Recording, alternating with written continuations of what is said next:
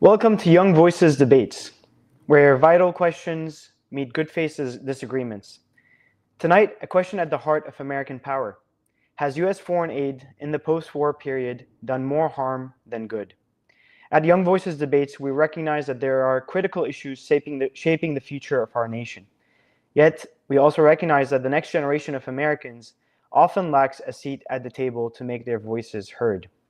That's why we're here to amplify those voices and engage in thoughtful debate on the issues that matter most. For our debate tonight, we have two excellent young voices who are willing to share their opinions with our audience and help you formulate your opinion on such an important topic. Arguing for the proposition, Keith Knight. Keith is a managing editor at the Libertarian Institute and the host of Don't Tread on Anyone. He's also the editor of the Voluntaryist Handbook, a collection of radical critiques of state power. Arguing for the opposition, Abdullah Hayek. Abdullah is a Middle East analyst whose career bridges Washington and the Arab world. He recently served at the Washington Institute, focusing on military and security policy. Now, having introduced our two debaters, I want to invite the audience to cast their vote to start us off with this debate by going to this QR code here and giving us your opinion on the resolution at hand. In the post-war period, U.S. foreign aid has done more harm than good.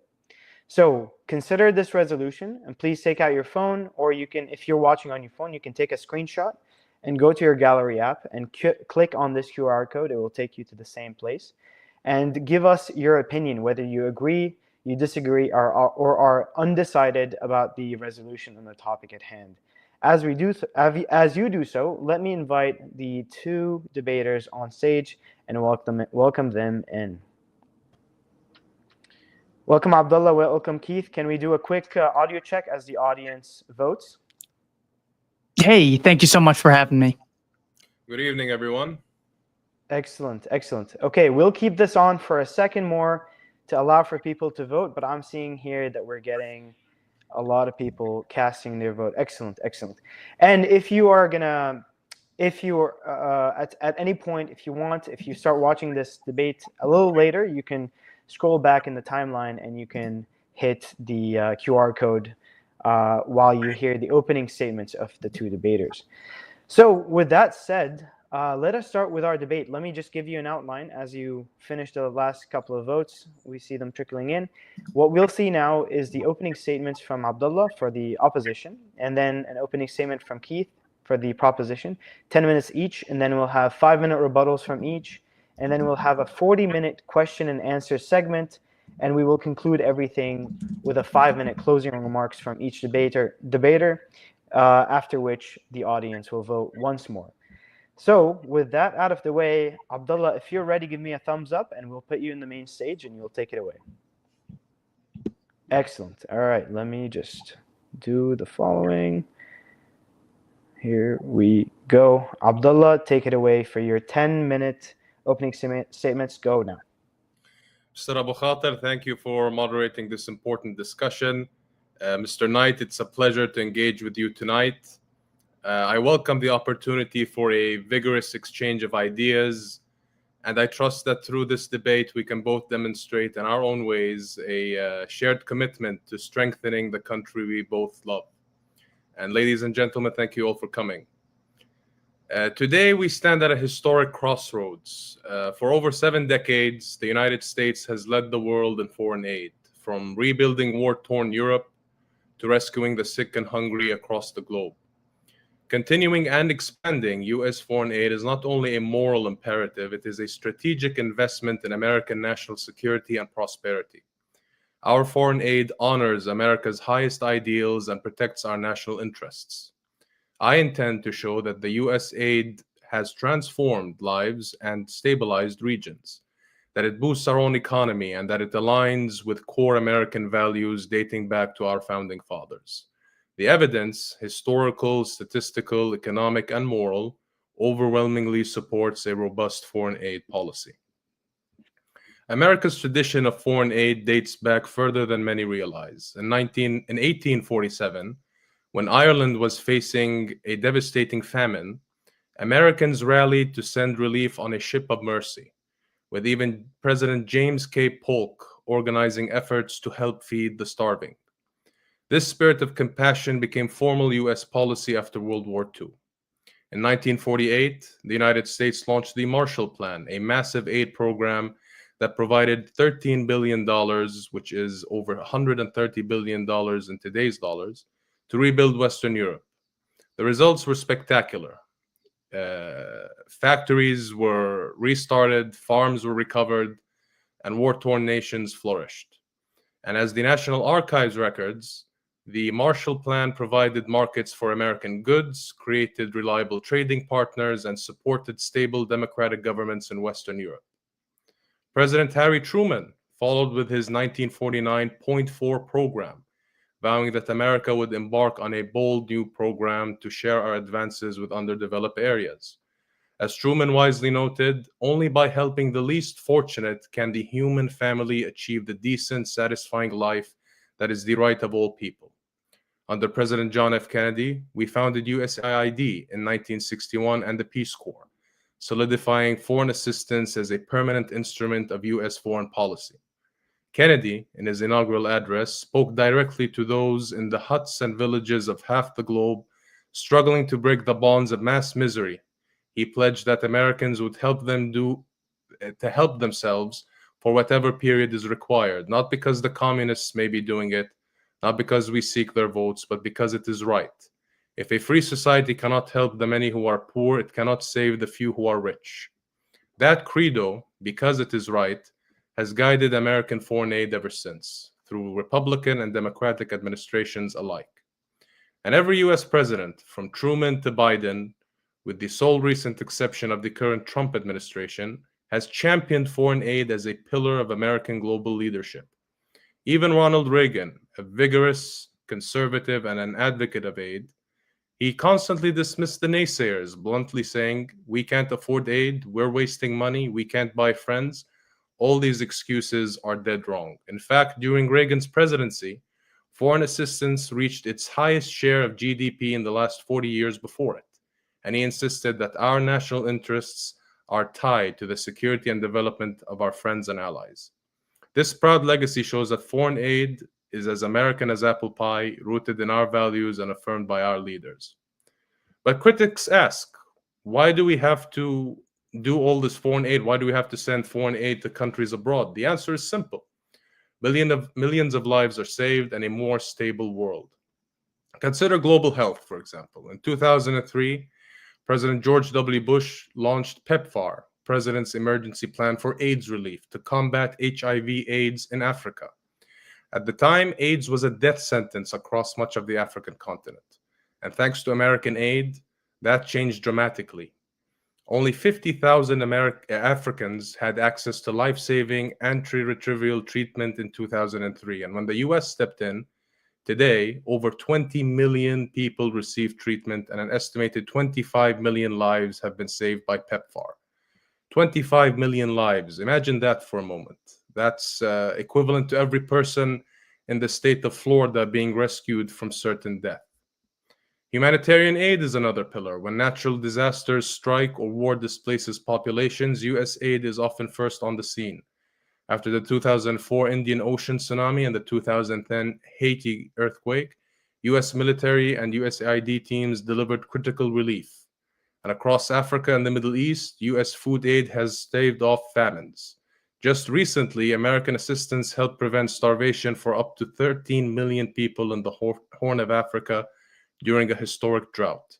These acts relief uphold the fundamental American belief that if someone is hungry, America feeds them. We do this not only out of charity, but because desperate societies can breed chaos, terrorism, and mass migration, problems that ultimately knock on America's front door, as we are seeing right now at our southern border.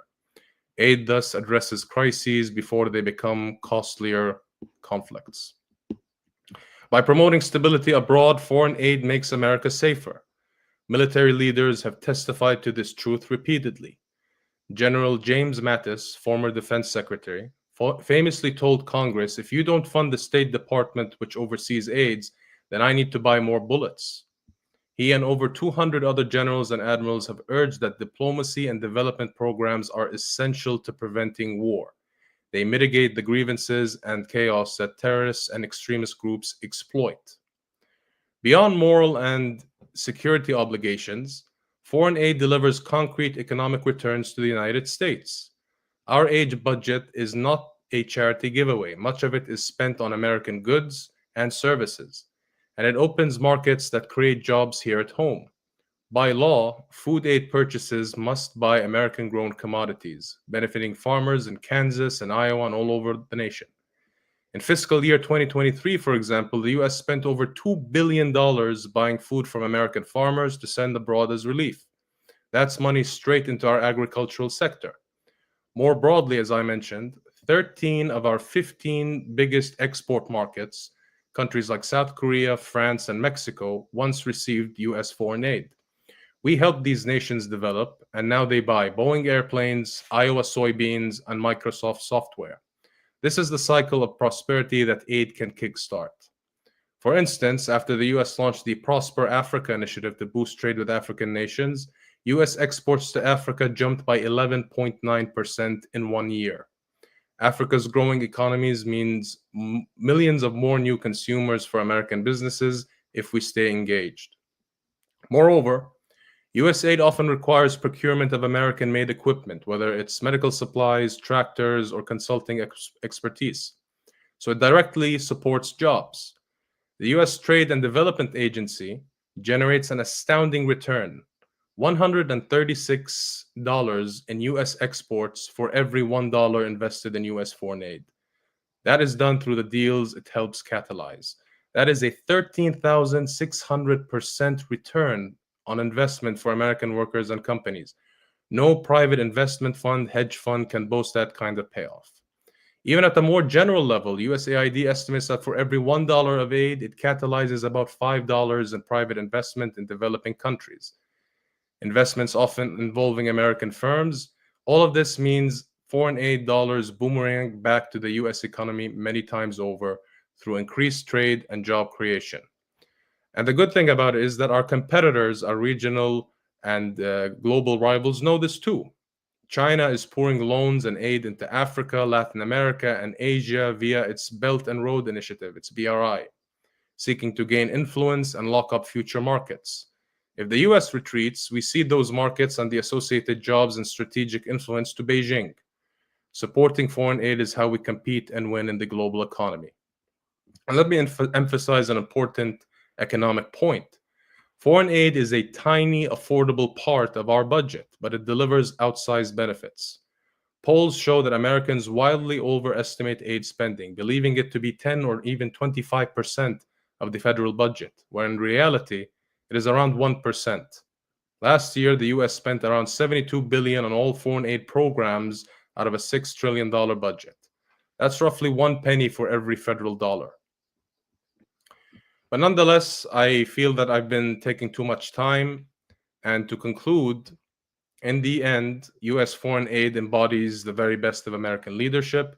It is an investment in a safer world and a projection of our highest ideals. It shows that America does not define its greatness by its might alone, by its mercy and magnanimity. As President Reagan stands in front of the Statue of Liberty in 1987, he said, "Our national interests are intricately tied to the security and development of our friends." Thank you very much, and I hand the floor to Mr. Knight. Thank you very much, Abdullah. I will send time frames and time reminders in the chat. Abdullah, you went slightly over. We'll give Keith, if he should choose to take them, 20 extra seconds. I'm Keith, sure take it away. More. Yeah, no worries. Keith, take it away. You have 10 minutes. I want to make the case that Americans, conservatives especially, should oppose foreign welfare for the same reason we should oppose domestic welfare. One, the costs are extraordinarily high. Two, the outcomes are very uncertain. Three, those who control the funds, politicians, have no incentive to spend other people's money efficiently. And fourth, those who bear the cost of foreign aid, taxpayers, have little to no leverage if they oppose what their money is being spent on. Unlike the private voluntary sector of the economy, governments believe that foreign aid is so beneficial We, the American taxpayers, must be coerced into funding it.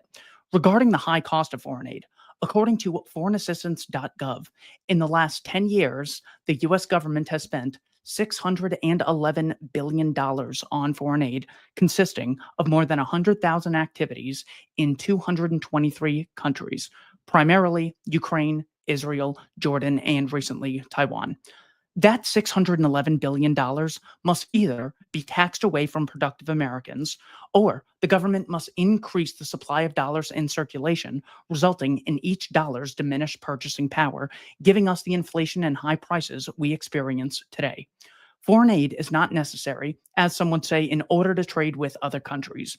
Major trading partners of ours include Mexico, Canada, China, the European Union, Japan, and South Korea. Those countries today receive a microscopic amount of foreign aid. There is no correlation between foreign aid given and the ability for us to trade with other countries.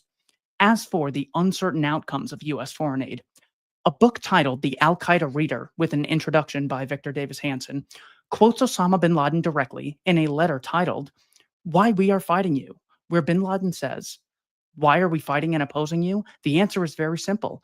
Because you attacked us and continue to attack us. You attack us in Palestine. The creation and continuation of Israel is one of the greatest crimes, and you are the leaders of its criminals."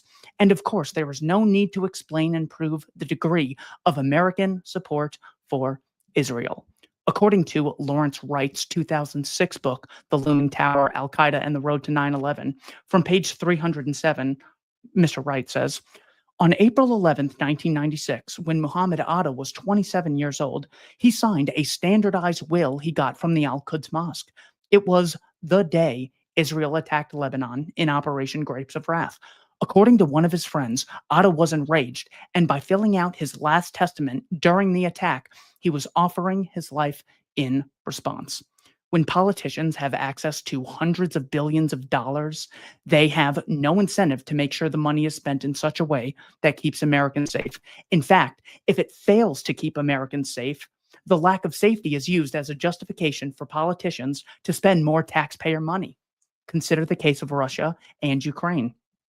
On July 3rd of 2015, Ukrainian National News reported that since the beginning of Azov Winter's offensive, pro-Russian separatists have lost more than 800 fighters, killed, wounded, and captured in Shirokine, Ukraine.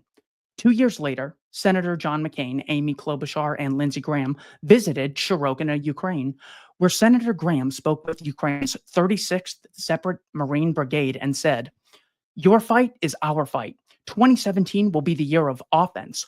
All of us will go back to Washington, and we will push the case against Russia. Enough of their Russian aggression. It is time for them to pay a heavier price. Our fight is not with the Russian people, but with Putin. Our promise to you is to take your cause to Washington, inform the American people of your bravery, and make the case against Putin to the world." 5 years before Putin's large-scale invasion of Ukraine, American senators went to Ukraine not to spread a message of peace, trade, and cooperation, but to incite young Ukrainian men to risk getting their limbs blown off to ensure the people of the Donbass answer to Kiev as opposed to Moscow. According to the Council on Foreign Relations, the U.S. has spent $175 billion in Ukraine since 2022, inflaming the power and influence of the military-industrial complex President Eisenhower warned us about. The unnecessary wars on terror and the unnecessary proxy war against nuclear-armed Russia in Ukraine would be much less likely to have taken place if the principle of foreign welfare had been widely rejected by Americans. As to the morality of foreign aid, there is nothing virtuous in unaccountable politicians confiscating hundreds of billions of dollars in wealth from Americans and allocating them to regimes who provoke other countries to attack the United States. Foreign welfare and domestic welfare yield the same results.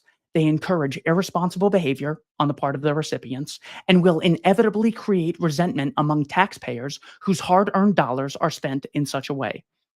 It confiscates money away from productive activities and allocates money and scarce resources to people who pay no price for being wrong. In President Eisenhower's memoirs, titled Waging Peace, he made an important observation about the concept of foreign aid, saying, "Our foreign aid should be granted mainly to those countries where each maintains or is clearly moving toward a governmental system and social methods that command the respect and support of the vast majority of its own citizens. Otherwise, our aid, if it helps to sustain empowered regimes which are oppressive, may actually become self-defeating. To be effective, our assistance must be discriminating. Netanyahu's Israel certainly does not meet this criteria. According to the Times of Israel on August 26th of this year, 350,000 protesters stood outside of the prime minister's office during a security cabinet meeting, demanding the government reach a deal for the release of the 50 hostages held in Gaza.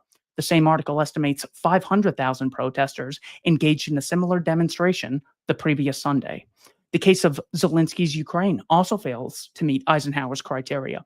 Since Zelensky has embraced a no-leave policy for men ages 18 to 60, conscripting them to fight and get killed, has nationalized Ukrainian media outlets, restricted religious freedom of Orthodox churches, failed to hold his March 2024 presidential election, and fabricated a story on November 15th of 2022 about a Russian missile striking NATO ally Poland, killing 2 civilians.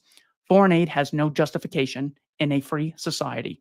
If other countries wish to increase their access to American products and services, we should embrace the discipline of hard work and value for value exchanges, which make individuals and nations wealthy, and reject the concept of foreign welfare.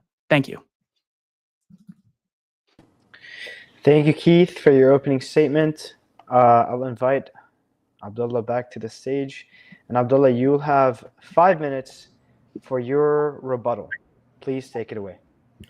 You know, Keith made a lot of valid points, and I understand where they're coming from.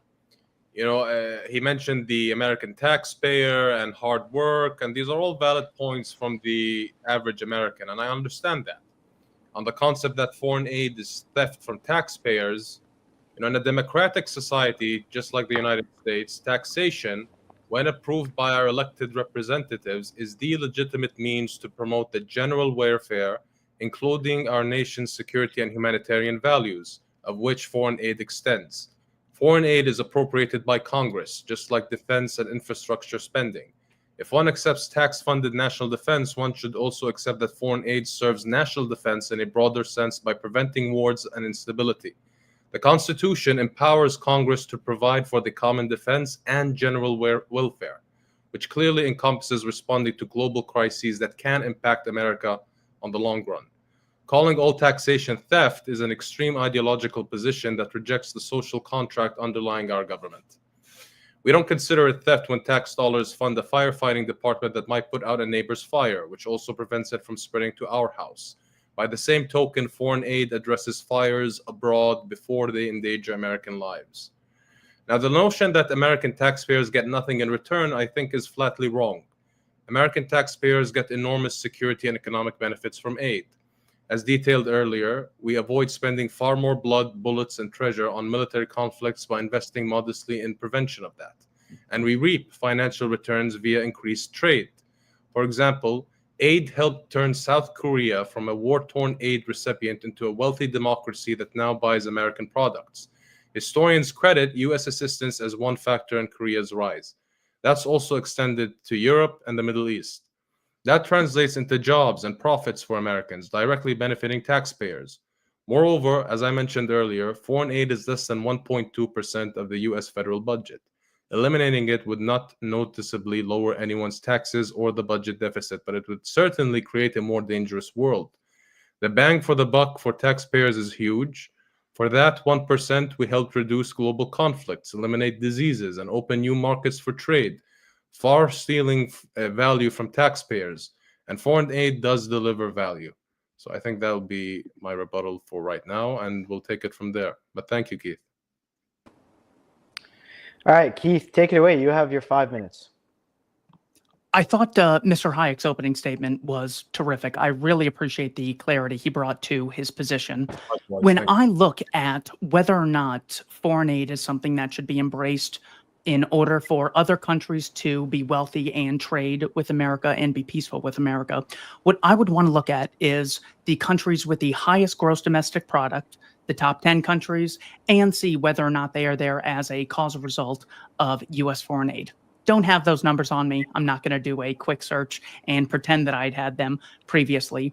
When it comes to what makes countries wealthy, there is a clear correlation between the right for people to own property, the right for people to make voluntary contracts among consenting adults, and the freedom to trade with other people, both in their nation and outside of their current geographical area. I don't think wealthy countries become wealthy as a cause result of foreign aid. In fact, if a country has very bad institutions that don't promote private property, if the leaders have either very bad habits or do not have a general concept of capitalism, private property, and voluntary exchange, you could be increasing the amount of power that bad people have in certain areas. So I disagree with the concept that giving more money is inherently good because it could increase their amount of wealth later. If people have bad habits, if countries have bad laws, that could empower people to continue those laws in such a way that would not allow them to engage in free market exchanges. So, for example, the problem with North Korea is that they don't trade with the outside world, not that we haven't given them enough foreign aid. When it comes to the case of Africa, roughly, I believe, $4.7 trillion has been given to Africa since 1960. That was a statistic I got, I want to say, for the Center of Global Development. I will double check that. But there is not a correlation in the research that I've done between the wealthiest countries and whether or not they've gotten foreign aid. What makes those countries wealthy is capitalism, the institutionalized recognition of private property and non-aggressive contractual exchanges among consenting adults. So we should constantly export capitalism as much as we possibly can and steer clear from foreign aid, which might be allocating money to people who are imposing bad laws or making it so there's not a business-friendly environment. All right, thank you both for your opening and rebuttals. We'll take it away with the Q&A section now. So I'll offer for the beginning of this session, Keith and Abdullah, if you guys want to ask each other a question to start us off, whoever wants to go, please go for it. Go ahead, Keith. I am curious, who is your, I promise this is foreign aid related. I'm not trying to steer clear of us. I want to see what Mr. Hayek prioritizes. When it comes to who your favorite U.S. president is, who is it and why? Well, it'll definitely have to be Ronald Reagan. You know, I think Ronald Reagan was the epicenter of the turning point of American history in the 20th century. I think that the period in which he was president was, you know, a defining moment in American history. And I say that for many reasons. First of all, let's keep it foreign policy for this question. I think, you know, with the weakening of the Soviet Union that eventually led to its collapse, even though it collapsed in 91, 2 years after Reagan's presidency, Reagan was the ultimate factor in weakening the Soviet Union ideologically, economically, militarily, and it eventually led to the victory of the American model and its success to be proven that, you know, on the world stage, indeed, capitalism, as you previously mentioned more than once, is the successful model. And nonetheless, you know, I think Reagan was, on a domestic level, he was a tremendous example of political coexistence, let's say, especially in today's Washington, where we see bipartisan tensions and conflicts and heated moments. We didn't see that during Reagan's tenure, and we haven't seen that in ones after him, of course. But, you know, Reagan was exceptional in that regard. I think that's an excellent answer. I think in 1984, Reagan won 49 states. So, yeah, that is definitely someone we can learn a number of lessons from. Hekmat, do you have questions for the both of us to address?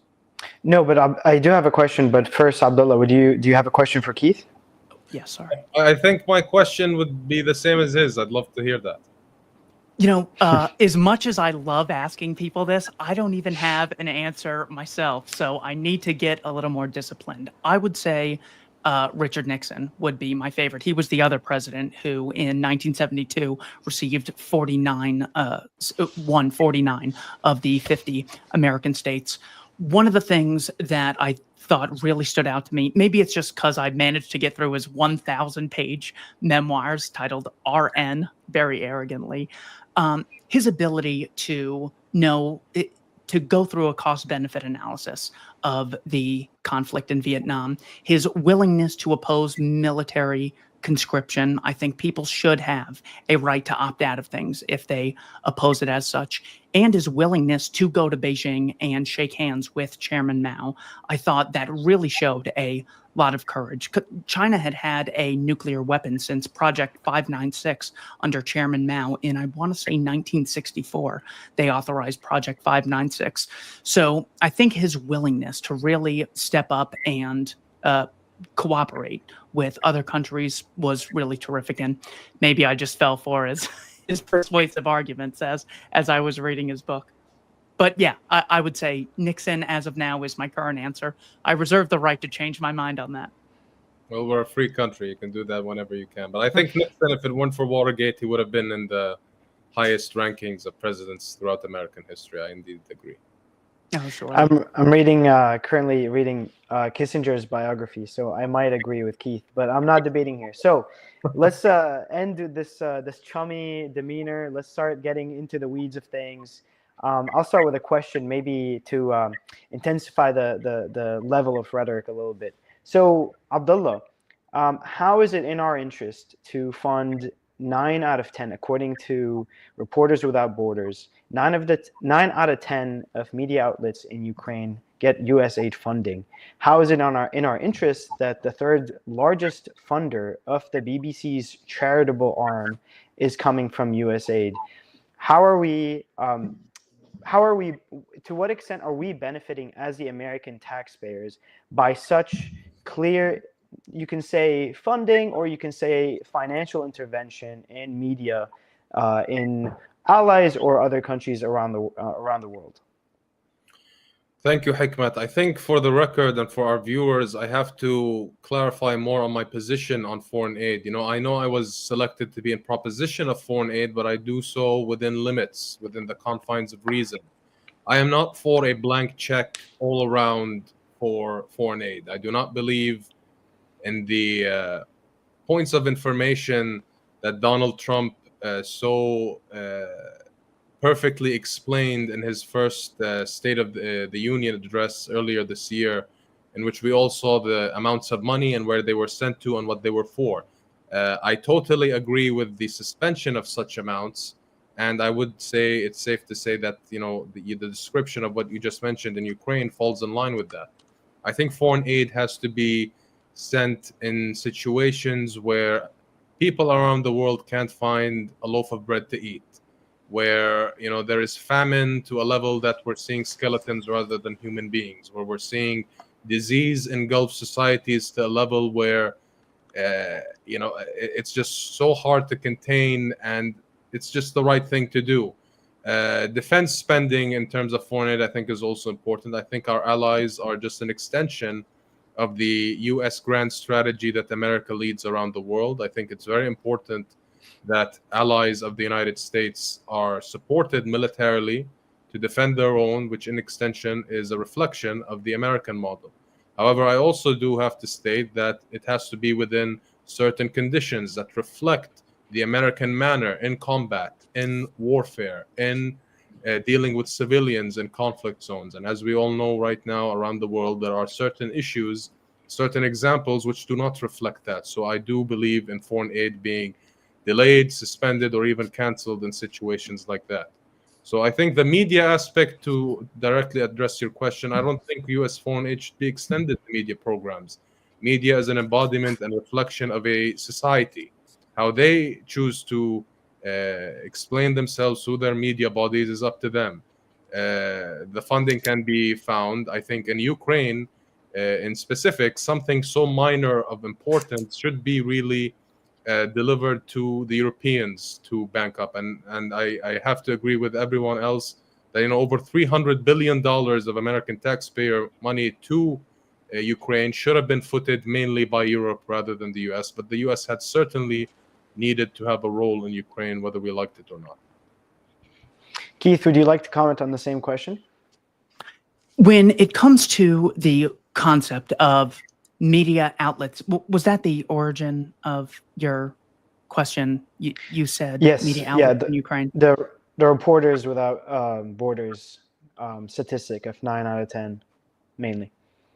Okay, so when it comes to things like whether or not people should have access to accurate media, well, that of course pushes the question into how do you determine accurate from inaccurate? What if there's cherry picking? What if there's sensationalism among the media outlets? It's extremely difficult to determine good media from bad media.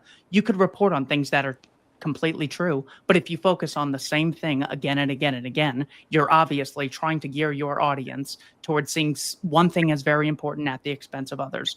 So in the media realm alone, I think we just need to lead by example. I think America has some of the best media out there in the case of YouTube. Not only was YouTube created in America and is now today held by Google, who owns it. I think some of the most interesting podcasters and journalists are in America, and they're funded mostly through the voluntary sector. So this is something that we could do and export and make sure we have products and services that we're buying and selling to other countries, which increase access to things like computers. I think the biggest reason that you would have poverty, either in America or in other areas, is a lack of respect for property rights and a lack of capitalism. So by promoting capitalism and taking every opportunity we can to make trade agreements with other nations, we could increase the access of products and services that those people have access to.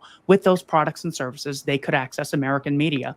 And even if you say 99% of American media is complete garbage, I'm really referring to the podcast realm of people who have done excellent research and are able to summarize information in a very effective way. Some of my favorite authors put books on internetarchive.org that are totally free. America's charitable contributions and innovative contributions make so many more people wealthy. That is how you can increase access to media, increase access to products and services to people all around the globe who deserve it just as much as you or I do, but do it without empowering politicians to have access to billions of dollars. Okay, excellent. Keith, a question for you. So Abdullah mentioned PEPFAR, the President's Emergency Plan for AIDS Relief, and its impact on Africa. And he also mentioned the Marshall Plan, the classic example in such debates. What is your response to the impact that these two initiatives have had on the topic at hand? With regard to the Marshall Plan, it is primarily focused on countries that were wealthy before the war. So again, if you look at the problem of poverty as a lack of money, then you might think increasing the amount of money in a certain area will make it wealthy. Well, if you just dump a lot of money into areas that have very bad institutions where they can't trade, where they could print even more money, that wouldn't really help things. What happened is those countries who were previously wealthy, they got Marshall aid, but they also kept those same institutions that they had previously.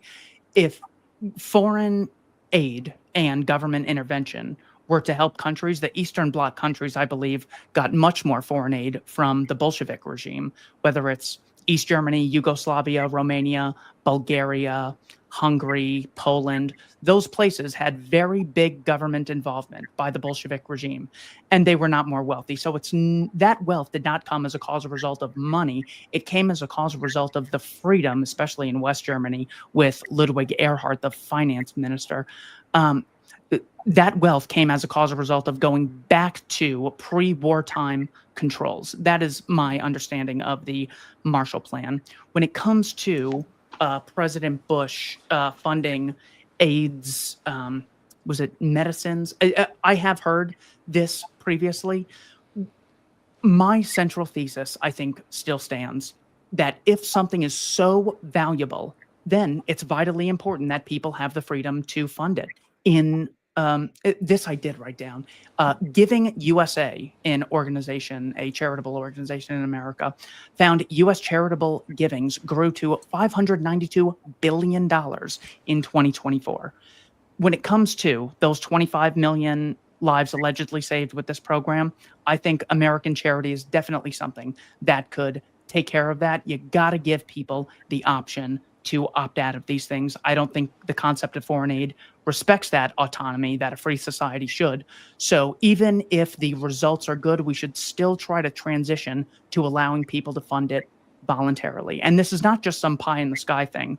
If you look at the healthcare sector in America, the place that thrives and decreases in price is cosmetic surgeries because they're much less regulated and not covered by insurance. So only the rich had access to it 20, 30, 40 years ago. But now the average person has access to it because there was less regulation, because there was more innovation. So if we embrace those free market principles, we could be so much wealthier. And that's how we can start helping people, as opposed to embracing the concept of foreign aid. That's my position. Thank you. Abdullah, you can comment quickly on the same question if you'd like. Yeah, I'm just curious, Keith. You made a very valid point on terms of the Marshall Plan, and I really see eye to eye with that. I do understand, that Western Europe was wealthier than other European states prior to the World War. But let's go back a bit, towards the end of your question. I think you mentioned that, the foreign aid should be more spent at home. We have so much problems at home that cost billions of dollars, far more than the 592 billion that you've mentioned. There are numerous studies, especially done in states like California, like Arizona, like Nevada, more on the West Coast, that the problems that people complain about the most, water, education, highways, healthcare, all these issues, they can be taken care of by the state governments and local cities in those states. I agree that those come first. I totally understand that these come first beforehand, before our attendance to issues abroad. But since these states already have the funds and they have the capacity to solve those within the funds they receive and they generate through taxation, why should the federal government intervene? Because you've mentioned a very valid point of big government involvement on the Bolshevik regime and the Soviet Union in Eastern Europe. If the federal government were to do that, in terms of monitoring, observing, regulating how funds are spent on regarding issues in certain states, I think it sort of gives the glimpse, I wouldn't say it would mirror, but would rather glimpse that of the Soviet model in Eastern Europe. I think that's what our founding fathers wanted in terms of having a federal system in the United States in which states govern themselves for the most part. And I would definitely support that. The federal government already spends $6.27 trillion a year. I would never advocate giving them any more money. And states also, I think, have plenty of money. I would just, as far as the foreign aid goes, I don't even know if I would prefer it to be spent domestically. I mean, once the government starts subsidizing housing, schooling, and healthcare, you see a drastic increase in the price of these things because the producers don't answer to consumers to get their money. He who pays the piper calls the tune. They don't have to get the money from the consumers, so they start looking at the government to see how they can get that money. So I wouldn't even support it being spent domestically. I would just support the money supply, the increase in the money supply, not taking place at all. I'm trying not to weasel out of your question. Did I try and get to the heart of it? No Bolshevik regime in the USA, please. Of course not. I concur. And I think, it's important to note that President Reagan once said the 9 most dangerous words in the English language are, "I'm from the government and I'm here to help." So, yes, him and Frederick Douglass had the same wisdom. Excellent conversation thus far. It pains me that you guys are agreeing so much. So let's see what the audience has questions-wise. Let's see. Keith made a convincing argument for us to be selective when it comes to foreign aid.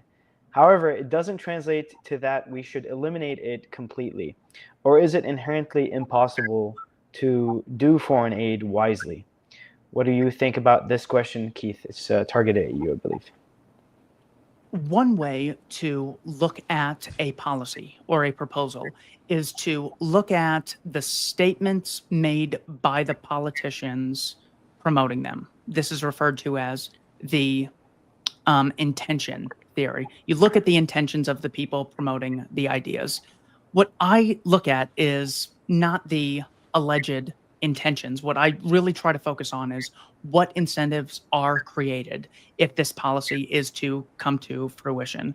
And my conceptual idea of foreign aid is that it stops people from being able to use dollars in the voluntary realm.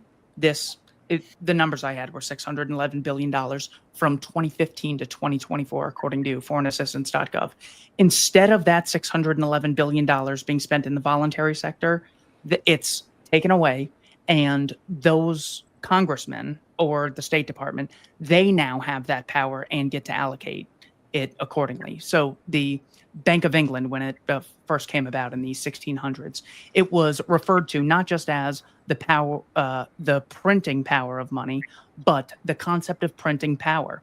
So for every cubic inch of concrete that exists, if the government is using money to spend on that cubic, inch of concrete to build a government school, that's 1 cubic inch of concrete allocated away from potentially a Catholic school or some other competing idea. So I see it as a way of incentivizing people to create value for value exchanges in the private sector, whereas I see foreign aid as some people benefiting at the expense of others.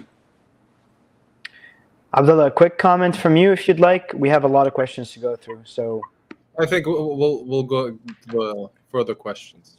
okay. One of the main arms of foreign aid is NED, the National Endowment for Democracy, and its motto is supporting freedom around the world. Have we done that using our foreign aid? I think either of you can take it away. I would like your comments on this one. Mr. Hayek, please. Thank you. I think supporting democracy or democratic movements or efforts is very important, and I think it should be a priority for the United States to make sure that people decide to vote for themselves and determine their future, and that's very important. We hear all the time that foreign aid props up dictators and corrupt regimes and authoritarians. Look, in logical terms, this argument takes a kernel of truth and it generalizes a bit unfairly. Yes, during the Cold War, the U.S. at times aided unsavory regimes for strategic reasons, which is, the enemy of my enemy dynamic. But our policies have evolved, and I think since the 1990s, U.S. aid increasingly emphasizes good governance and channel funds away from corrupt governments. We have stringent laws like Section 116 of the Foreign Assistance Act, which bars aid to governments that violate human rights unless it's to NGOs helping to the people directly. We've had that model take a big role in Syria, for example, or Yemen. Modern US aid often bypasses governments entirely in high corruption environments. They work with trusted international NGOs like the Red Cross, CARE, World Food Program, and many other local civil society organizations to ensure aid reaches the ordinary people there and not the dictator's bank accounts. If a regime is extremely corrupt, U.S. assistance is often restricted to humanitarian relief delivered by independent groups.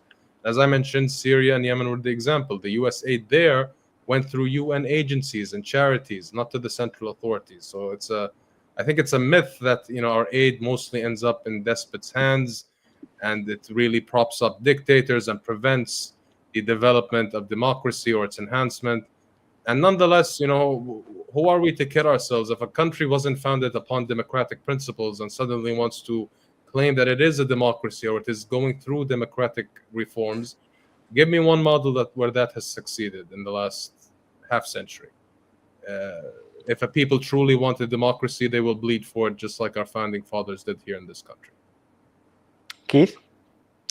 I think the National Endowment for Democracy was heavily involved in the Ukrainian protests against Viktor Yanukovych in 2013 and 2014. This, of course, gets to the root of the Ukraine-Russia conflict. You have people like the U.S. Assistant Secretary to Eurasian Affairs, Victoria Nuland, saying in 2013 13, I believe, that we've invested over $5 billion with Ukraine to achieve its, European democratic aspirations.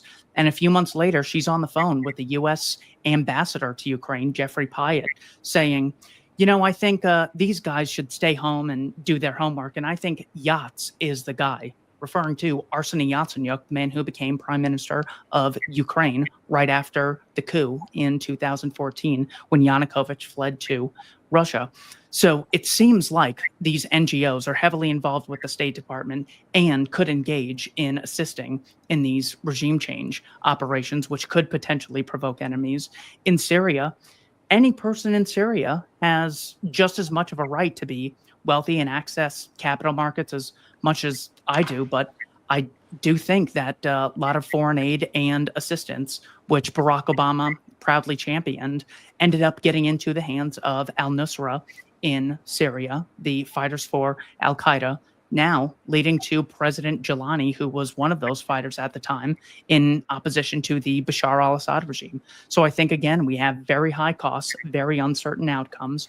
And if instead, I don't think people like Assad or Putin or even Iran or Xi Jinping would necessarily see these things as threat to their security if it was just charitable contributions, whereas if they see it as foreign aid, they know the government's involved, meaning the government could install a regime that's friendly to the U.S., answers to the U.S., and gets NATO weapons if there's ever a dispute over territories. So I think there's such a liability in having the money come from foreign aid as opposed to voluntary charities that even something like the National Endowment for Democracy or the Open Societies Foundation, I think we should oppose those. A quick comment from you, Abdullah, if you'd like. He made a valid point, but I do have to note, this is a very controversial topic in Washington. But right now, the president of Syria is known as Ahmed al-Shari'. He goes by that name. That was his name before his nom de guerre, Abu Muhammad al-Julani. In regards to the constant point that al-Shari' was supported by al-Qaeda and then established al-Nusra, well, unfortunately, that was his past. But right now, we've seen Ahmed al-Shari' take a very pro-American stance in his administration in the transition after the fall of Assad. He is very open and welcoming to American initiatives, supporting American foreign policy in the region. Not once has he fired a single bullet towards Israel, which in return has launched airstrikes over 1,000 times on Syria. So I think people can change, and I don't want to take too much time, but I can't explain enough how many Nazi officers took high-ranking positions in Europe in the aftermath of World War II. So if the Nazis, who have killed far more people around the world, were given a second chance in administration and leading their people to a brighter future, I think we can give someone who not only did not take a vital role in al-Qaeda operations, but actually did not participate in any anti-American operation ever. So I think that should be given a chance to him as well. I totally agree. I think that's an excellent example of why it's important for us to be willing to reach across the aisle, because people can change and their incentives can change. Even the same person could have different incentives depending on the situation that they're in. Consider Chairman Mao when he was fighting against Chiang Kai-shek versus decades later when he ruled all of China. The same person faces totally different incentives. So yeah, I totally support cooperating with regimes, even if their leaders have bad pasts. All right, another question here. Is there any risk that foreign aid will improve the image of politicians and therefore give them license to get away with more harmful actions and policies than they otherwise would? How serious is that risk? I think harming American politicians is, sort of a wrong wording of that idea. I think that American aid comes from the American people. On the American pallets and aid packages that are delivered to people around the world, it says USAID and help from the American people, not from the American government, not from American politicians. So it's a reflection of the American ideology that we're here to help. Critics, they often cite figures like, $1 trillion in aid to Africa was wasted. We hear that all the time, and, there are cases that reflect that, and I urge the audience again to not generalize. First, globally, that spending was split among many countries and purposes, whether they were health, humanitarian, military aid during the Cold War, etc. The list goes on. It's not as if $1 trillion was a giant check that just could have fixed Africa, and we see people like Chuck Schumer or Lindsey Graham or any one of these congressional politicians, say in their campaigns or in their speeches that it was me who supported that country or those people. It was the American people who did so. Some countries have indeed graduated. Let's say they've graduated from the aid class. South Korea no longer needs aid. South Korea received billions of dollars of aid in the mid-20th century. South Korea was actually facing famine just like some countries in Africa face famine today. Botswana in Africa today, one of the world's most poorest nations, right now is surprisingly a middle-income country with prudent use of aid for education, its HIV crisis. So I don't see any American politicians take credit for that in an individual sense. They might do so in a American sense, which is a do. But I think, we need to be there for people around the world within limits, within the confines of reason, within humanity. So I think that's what I would say on that regard. Keith, a quick comment if you'd like.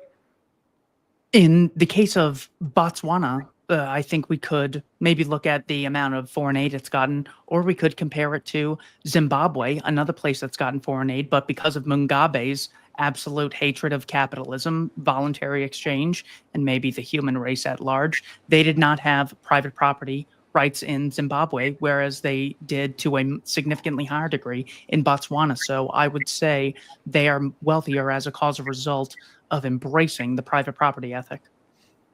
Which comes in part due to foreign aid. It encourages it. All right, another question here. Is it even possible to prevent aid money in corrupt environments from being embezzled? Famously, Mahmoud Abbas is a billionaire in part from all aid money. I'm all for revamping the Palestinian Authority. I think that the Palestinian Authority right now is extremely entangled in corruption. It faces a very high, inefficient structure. We hear all the time here in Washington that, the day after in Gaza has to entail a Palestinian Authority role in governing Gaza. But right now, the Palestinian Authority can't even govern the West Bank. How are they going to go and govern the Gaza Strip, of which 96% has been decimated? It is literally a demolition site. So I think, back to our further point in which, foreign aid props up dictators, the Palestinian issue needs to be reevaluated. And, I think in terms of delivering aid to the Palestinian people, we hear this constant issue with UNRWA. UNRWA receives a lot of American aid. In fiscal year 2023, it received about $371 million, I believe, but it dropped to the $200 million range by 2024. And I think by 2025, when the numbers come out, we're barely going to see any money. And 2026, they can kiss that goodbye. But that's the issue. We don't have to distort where foreign aid goes. UNRWA in Gaza does have issues with Hamas. We all agree to that. But UNRWA does not only serve refugees, Palestinian refugees in Gaza alone. For the record, 80% of Gaza's population are refugees from the rest of Palestine during the 48 and 67 wars. So 80% of Gaza are refugees in essence.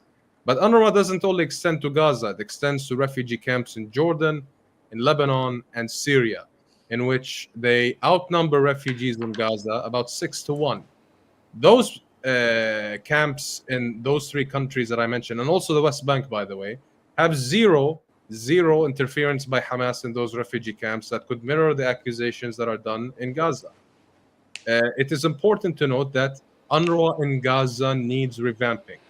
I think the claim that UNRWA needs to be demolished and struck down in essence is probably the worst thing you could probably do to end the conflict. It would actually revitalize it, but in a much more violent manner, as such movements will encourage extremists and terrorists to take advantage of the poor situation that civilians suffer from, and it would lead to a recruitment frenzy and see a terrorism issue that we probably haven't seen before. So I think that's a good picture of what I would like to explain.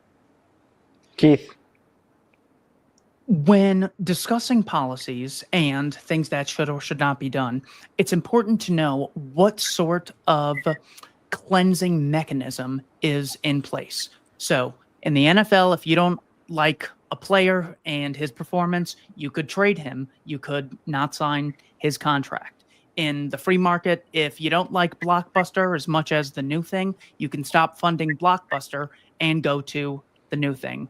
In retail, if you don't like Sears, you can stop going to Sears, and Sears and Blockbuster will, eventually go out of business, and those resources will be allocated elsewhere. So with markets, you have a very clean cleansing mechanism when it comes to rooting out bad or inefficient actors, because the market has that freedom of disassociation from people who are not creating an ideal amount of value. Not perfect, of course, but I think foreign aid and all government programs suffer from a lack of a valid cleansing mechanism. Because say that something is corrupt, for a fact the Department of Agriculture puts forth a food pyramid that is so blatantly corrupt and it's making people overweight. It's all based on lies funded by these private food companies. Well, one thing you could do is take some time off work, go to Washington, D.C., protest, hand out pamphlets, make some phone calls. That takes so much time and effort in order to change these departments. Whereas in the voluntary sector, you can just stop associating with them. So because the cost of changing bad organizations is so high when it comes to government, it doesn't make sense for people to spend their time doing it. Whereas the cost of not funding things in the private sector is much lower. You just stop funding it. You just stop associating with it. There's much less likely to be corruption, immorality, and inefficiency when people have the right to opt out of funding your operation. So that would be my general response. Great. We have another one here. Abdullah, I think it's a response to yours, to one of your statements. Restricted to Cold War, ? Are we not financially and militarily supporting Gulf and Arab monarchies and Israel? I think they're talking about, are we not supporting authoritarian governments today? Well, authoritarian in what sense? Are they mass imprisoning people like what we're seeing in China or in Africa? No, the governments in the Middle East don't imprison people to a level that really mirrors that atrocity that we've seen in communist regimes or socialist regimes. Of course, democracy is not flourishing in those countries. It is absolutely correct.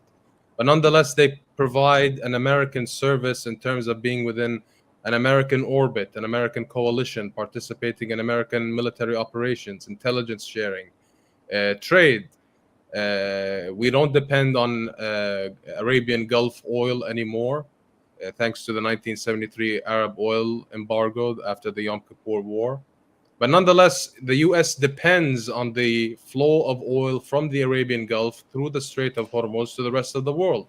So the United States needs to have a strategic positioning in that region to ensure that the economic crash of 1973 and the 1980s during the Iran-Iraq War does not happen again. That is the American interest in there. And the foreign aid there is in a defense structure, because they have regional adversaries that do not just threaten them, but the American grand strategy in general. Keith, same question? I have no problem being friends with Mohammed bin Salman. We could be friends with him and Jelani. We can certainly shake hands with Xi Jinping, Vladimir Putin, and Kim Jong-un. All right. One more question here. Another question on that position. Similar question. We've been supporting Israel defensively and offensively, and supporting Jordan and Egypt to essentially bribe them on behalf of Israel. Is that to the advantage of the American taxpayer? Well, like I said earlier, I think supporting a country militarily, whether it's defense aid, FMS, foreign military sales, that has to come with very tight and strict conditions in which those funds, those military equipment, those fighter jets, whatever, are done. The American manner of combat, in essence, does not entail attacking civilians. It does not entail bombing civilian infrastructure. It does not entail any of that sort. Unfortunately, we're seeing that case in Gaza, in which the Israeli military operations in the Strip do not reflect the two stated objectives of the IDF to release the hostages, rescue the hostages, and eliminate Hamas. Now, there has to be a revamping and restudy of the way U.S. foreign military aid is given to Israel. I think it's way further ado. We're almost 2 years into the war. Not all the hostages have been released. Hamas has not been decimated. There has to be a restudy of Israel's operation in Gaza. And I think U.S. foreign aid to Israel can be a very enticing tool to help Benjamin Netanyahu reevaluate his position in Gaza. In terms of Egypt and Jordan, I really don't see how U.S. foreign aid to those two countries can be used as a bribe to Israel. I really don't see it that way. Egypt and Jordan both are very strong U.S. allies. They're both designated as major non-NATO allies. They participate in U.S. counter-terrorism operations and anti-drug smuggling. They participate in military operations like anti-ISIS coalition. They host U.S. troops. The Egyptian Navy is very active in collaboration with the U.S. Navy to ensure there's a steady flow of shipping in the Suez Canal. They both signed peace treaties with Israel. They are very much strong allies of the United States and have provided a service and are indeed an example of how investment of aid to those countries is a return for American interests on the long run. Keith, same question. I think it definitely is a liability for the U.S. to support Israel. Of course, I could see it being in the interest of Israel at large to oppose Saddam Hussein, Bashar al-Assad, Muammar Gaddafi, to oppose the Houthi regime. I don't necessarily see why a large amount of U.S. resources should be allocated to those areas. I think we end up inheriting a lot of the enemies that Israel has, because they see us as the great Satan, so to speak, if those are the people on our team. But even if I just forget about America, say that we should have the right to opt out of funding whatever Israel does, that's one position that I could have. But even if I just cared about the well-being of Israel or even the Zionist project at large, I have not seen such hatred or such, disapproval of the state of Israel, the lack of support from the American population in my lifetime. Of course, it's been worse throughout history. I'm not saying that. I've read Martin Luther's book and Henry Ford's book. I know it can get really bad. But among my generation, we always supported Israel. They were our brothers in the Middle East, and the British are our brothers in Europe.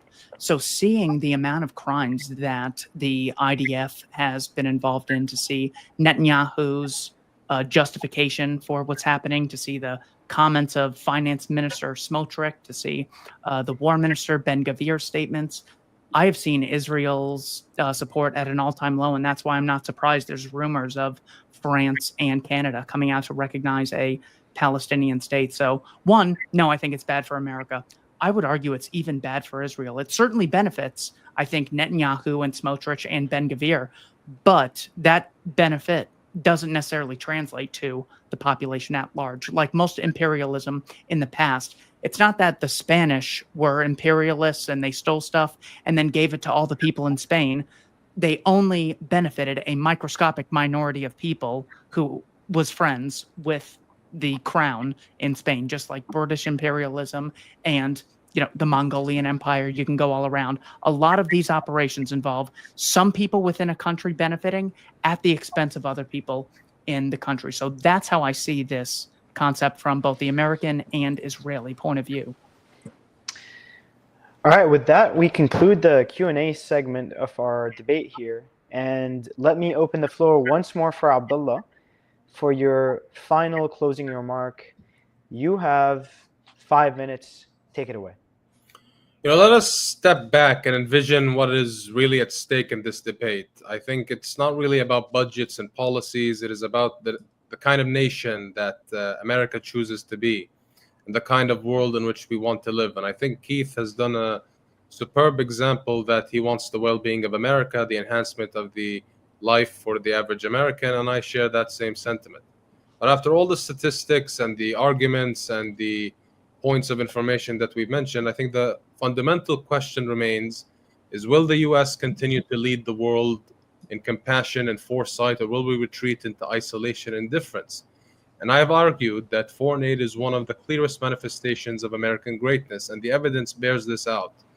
And I think we have to remember that the human faces behind the term foreign aid. We have to think of a little girl in sub-Saharan Africa, once at death's door from malaria. She's right now laughing and playing because of American-funded mosquito net protecting her. Think of a young boy in Ukraine studying by a candlelight, determined to rebuild his war-torn village. Think of the mothers who can feed their children in a drought-stricken Sahel because of US grains arriving on time, or the doctor, or whatever. This is all in part because of American foreign aid. And each one of these examples is a testament to the life-affirming power of our generosity. I think, the essence of this debate is that we both agree that we have issues at home that need to be fixed. We have a lot of infrastructure issues, education problems, water. We have a drought on the West Coast. These need to be tended. I am not arguing against that, but we also have an obligation to the world. When tyranny threatens and oppresses people look up to America. When disaster strikes, it is often American-made helicopters and cargo planes that herald relief. Over Gaza right now, 100% of all the relief drops over Gaza are done by American-made C-130 Hercules, even though they're not bearing American Air Force roundels. They are partners. If we are to abandon foreign aid, we would send a cold message that America cares only about itself, that its values stop at the water's edge. That is not really the America that inspired the world through our founding fathers, the Marshall Plan's kindness, through the Berlin airlift, dropping food. A lot has changed that enhances America's image. And I think even just re-evaluating the concept of foreign aid in essence to see whether we have to withdraw it, eliminate it, really will harm America on the long run. So we really need to keep our word to the world. I think we have to uphold our values. We have to shape a safer, better world that will reach at home here, one that will have America thrive and prosper. And that is the case for foreign aid, in my opinion. I think it is a case for the enduring greatness and generosity of the United States, that it supports the world through its kindness and its mercy. Thank you, Abdullah. Keith, you have 5 minutes. I agree with Mr. Hayek that isolationism is absolutely horrific and should not be embraced by any stretch of the imagination. I think the most common things that isolate countries would be provocations when it comes to military efforts. Of course, the Tsar Nicholas was never more vilified than when he mobilized his military. Same with Kaiser Wilhelm, same with the French in the First World War. So if we're against isolationism, well, we should certainly not have a military that provokes wars. So that is one way not to be isolationist. And the other way to not be isolationist is to embrace the concept of charity and free trade. As I mentioned previously, Giving USA counts that U.S. charitable giving grew to $592 billion in 2024. This is a way for us to embrace the concept of charity and export this great American value, also a Catholic value, as Tom Woods mentions in his book, How the Catholic Church Built Western Civilization. Those are the things we should be constantly exporting, these entrepreneurial ideas to other countries. That's how we cannot be isolated without provoking enemies or creating hostility among other peoples. My final summation of my idea here. I think incentives really matter. Intentions are a little cheap. Everyone has the best intentions of the world, but we want to focus on the incentives. Foreign aid allows the U.S. government to unilaterally put obligations on their domestic population, us, and use those funds to increase their power and social standing in other parts of the world. The essential issue with government provision of foreign aid is the creation of the service payment split. The people who provide the service don't have to answer to those paying for it. In the case of foreign aid, there is a split between those who pay, taxpayers, those who provide the service, politicians and NGOs, and those who receive the service, people in foreign countries. In short, those who have the power to control foreign aid funds do not face the discipline necessary to provide high-quality services at a reasonable cost, since the people paying for it do not have a recognized right to stop paying if they don't find value in the project. Instead of companies getting money by meeting consumer demand, foreign aid encourages companies to reallocate scarce resources towards complying with the desires of politicians, or, in the words of Michael McClintock, these funds turn entrepreneurs away from pleasing customers and into instruments of statecraft. Not only do politicians with access to trillions of dollars not face the necessary incentives to provide quality aid, but they lack the knowledge of how and where to spend the money effectively. Consider the case of aid to the third world. According to the Center for Global Development, total aid given to Africa from wealthy countries since 1960 comes to $4.7 trillion in 2013 prices. Singapore received no such aid and has a per capita income higher than all sub-Saharan Africa countries. Even if politicians really wanted to bring democracy and prosperity to Syria, Yemen, Libya, and Ukraine, they don't know how countries become prosperous. If they had such knowledge, we wouldn't see the homelessness and poverty that could be found in many areas of the United States today, an area where these same U.S. politicians have much more control and influence. I ask that listeners reject foreign and domestic welfare and embrace the principle of mutually beneficial voluntary trade and cooperation with other countries. Gentlemen, thank you so much for having me. Thank you both for an excellent debate. With that, let me open the post-debate vote and make some announcements. Again, thank you both. Thank you, Keith, Abdullah, for an engaging debate that I hope moved the needle for many of our audience. The first announcement I would like to make is that our upcoming debate will be live in New York City on the 23rd of September. It is Rosh Hashanah, so I apologize to anyone who is Jewish, but nonetheless, we are hosting it in the Soho Playhouse, and it will be centered around the topic of Zohran Mamdani, the Democratic candidate for mayor in New York City, and about his politics and whether his politics are fitting for the city in its current status. For the proposition, we will have Zed Jalani, and for the opposition, Zed Jalani from The Intercept, and for the opposition, we will have Daniel Idfresny from the Young Voices Network. So please reach out and keep an eye out to register for this debate live in person on the 23rd of September. And let me continue with some announcements as folks vote. We have a partnership with the Soho Forum, another Oxford-style debate society that is both virtual and in person, that runs on a monthly basis. Their upcoming debates are as follows. September 15th, they have a debate on the following resolution: paying for sex should be a crime. That is debated by Melanie Thompson for the affirmative and Caitlin Bailey for the opposition. On October 21st, they have a resolution: the failure of Oregon's experiment in decriminalizing all drugs is compelling evidence that other attempts at complete decriminalization will fail just as badly. That's being debated by Kevin Sabat for the affirmative and Zach Weissmuller for the negative. And finally, on November 2025, date to be chosen, it seems, the U.S. Supreme Court's 2023 decision to dismantle affirmative action in American higher education marked a significant regression in the pursuit of racial equality. For the affirmative, Paul Freimer, and for the negative, Jason Riley. With that, let me see how we're doing with the votes. Okay. Great. Here we go.